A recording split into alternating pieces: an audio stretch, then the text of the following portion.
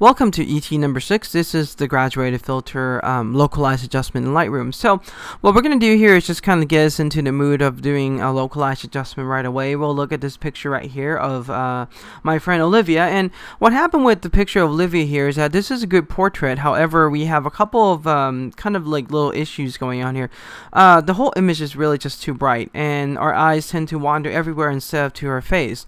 So conventional wisdom would probably tell us that it might be a good idea to go in and throw a lens vignette. So we go into the develop module, and let's go and throw in a lens vignette here. What happened is we can pull the midpoint in all the way. However, the midpoint and the brightness of that midpoint is actually focused on the center of the tree bark itself, and not so much, or the tree stump, not so much the Olivia's face. So that doesn't really quite work out well. Let's do a few things, and with every tool that we use, something that we have to remember is always that we have to go into the basic adjustment first to make sure we change the tone and alter things to make sure that it looks good before we continue to adjust our image. As you can kind of see, I'm doing that right now. So let's go in and control the tones in the image here. What I'm going to do is on the top here we have multiple localized adjustment tool. We have the crop, the spot removal, red eye reduction, graduated filter, and the brush. We're going to click on the graduated filter this time.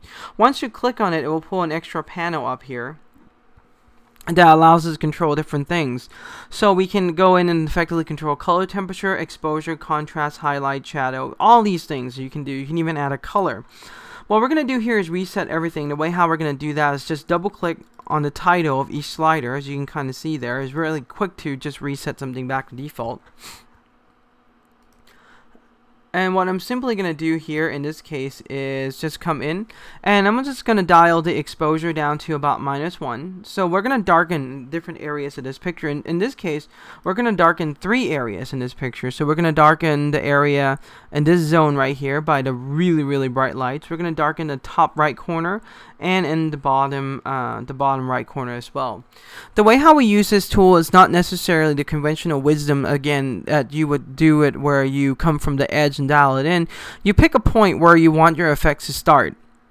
Let's say I want my effect to start right in the middle of this bright light right here. I would click on my mouse, and I would then drag my mouse down and sideways, actually down to the right. So I'll click here, and what I'm going to do is once I start dragging, you're going to see that gradient coming up there. It's really a harsh gradient right now because, well, the transition area is really small. The larger the transition area, as you can kind of see here, and I still have the fingers on my mouth, the smoother the gradient is. The smaller, again, the transition area, the harsher the gradient is, as you can kind of see. So what we're going to do here, and again, you can also click, and as you're doing this, you can just literally rotate this around and make it sound like wee, wee. Okay, enough of that. Anyway, you can do that as well. Where you want the effects to be done is just drag it out and figure out where you want that. Let's say you want it like right here. Boom. At any point, you can still come in, and because this is selected, see the black dot there? I can actually move this and reposition it where I like. Let's say this is too bright. I can also, as long as this is selected, I can go in there and change the exposure on any given point as well. Okay, so when you're ready to start a new one, you can literally come into an area that doesn't have a graduated filter yet, and literally just click. Let's say I'm going to draw another one in from the top right corner here, which is click, drag, and draw a graduated filter in, just like so. Okay, as you can kind of see there. Lastly, I'm going to do one more. I'm going to do one from the bottom here. I'm going to dial it up that way. And I'm going to go ahead and line this one up a little bit. So I have this one, click. And I'll dial this back just a touch here, just to line it. I'll darken this top part just a touch more.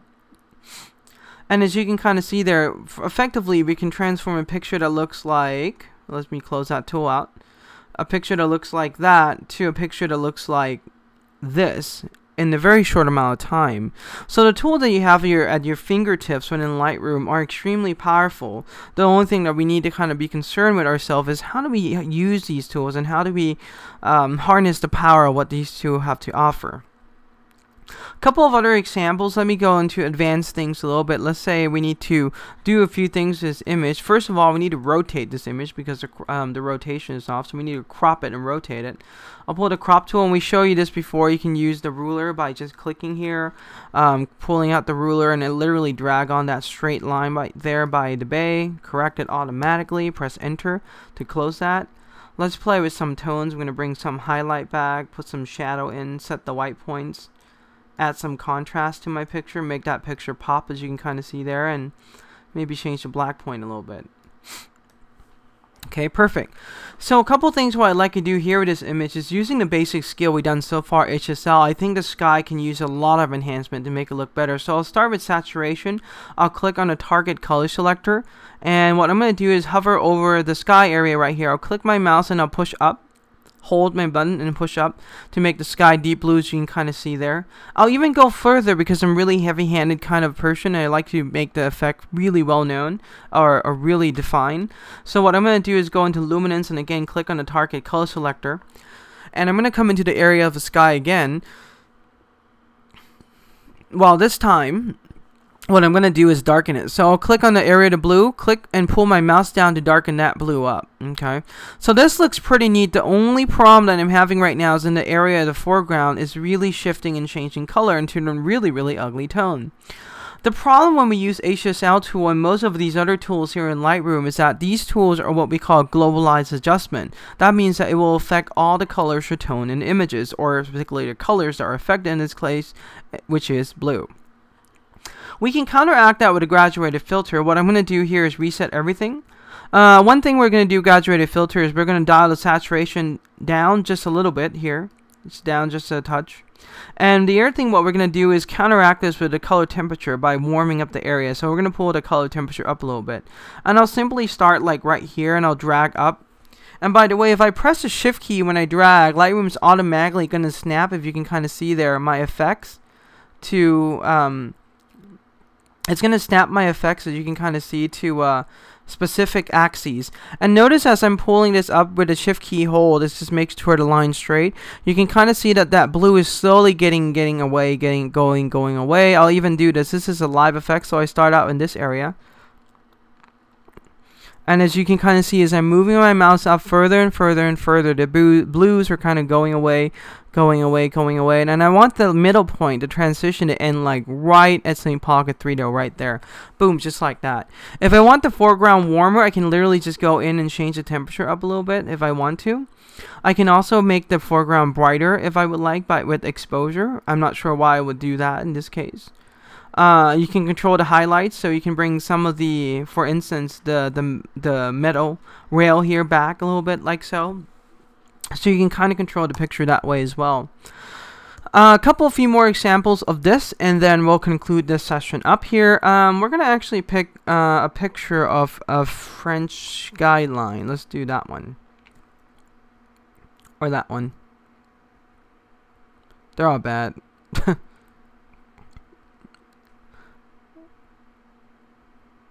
We'll pick one. Let's say we want that one. Okay. So what I'm going to do in this case, I'm going to crop in a little bit, and this was taken out of the Eurostar from UK to Paris, which was kind of fun. So we'll crop this to something creative like that. I'll go in always to the basic. This time I'm going to pull up the contrast quite a bit. Do some highlight recovery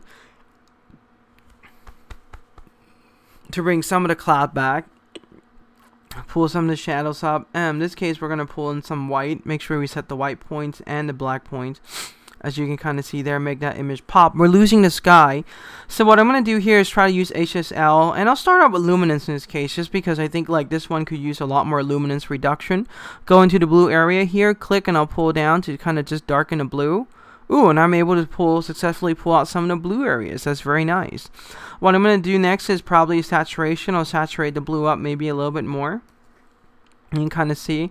Now, what I can do with something like this is I can use the brush now to do a couple of things. So I can come in and I can, again, warm up the color temperature or do exposure like we're used to.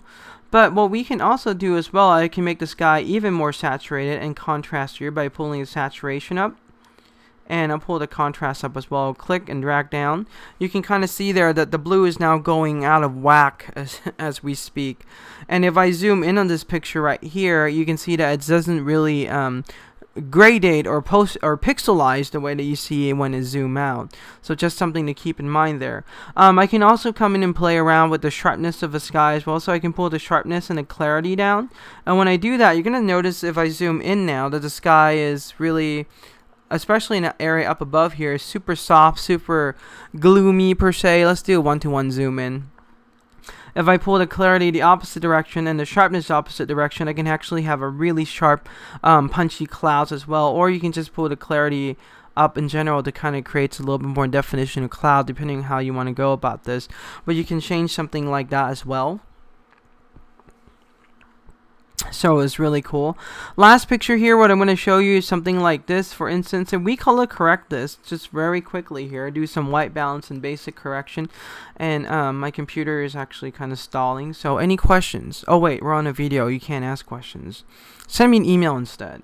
Okay, so what we're going to do is pull up the color temperature here, and it's still loading. We're going to wait for my slider here at this last life to kind of process this image, if it does. Give it a second. So we already warmed the pictures. You can kind of see the thumbnail has already been warmed up. This picture is not being warmed up yet. Not really sure what's going on. Let's click there and let's go back to this picture. There we go. Perfect. Okay, so it's done loading the preview.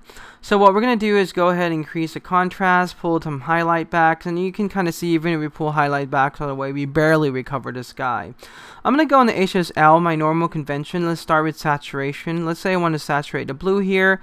It only works on the top of the building and not so much the sky. So I'm going to undo that because that didn't really work quite well at all. Let's try luminance this time.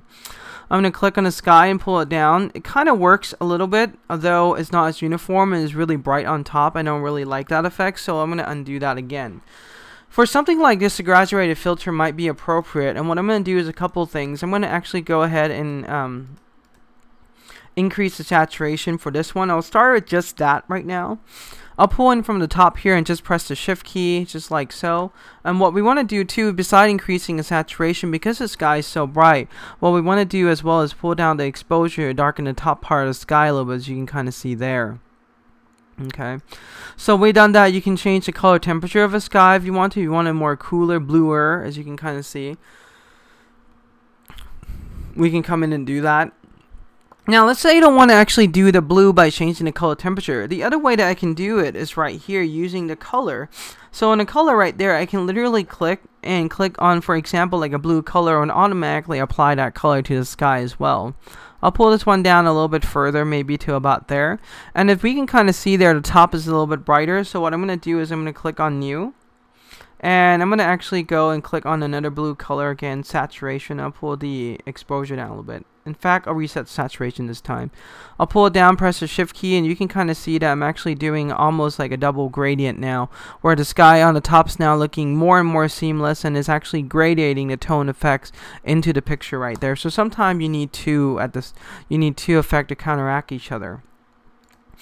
One last thing, what I like to do here is going to reset the color temperature back to default a little bit.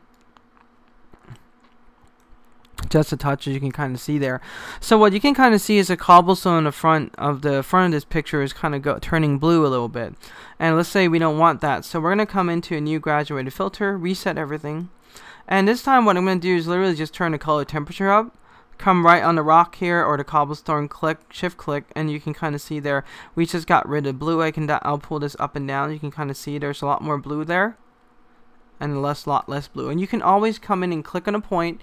If you move your mouse out to the side far enough, you can rotate. And honestly, like I said, if I haven't made this point clear enough yet in class or in these programs, is that the best way to learn these tools is not to watch this 20 times, but to actually practice doing it about 5 times.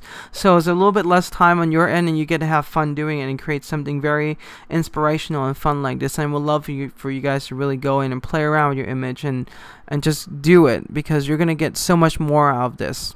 So anyway, I hope graduated filter you guys found this useful. Remember that the tools and the dials in the graduated filter are the fundamentals for the tools that you're gonna see later on in the brush tool as well. Okay.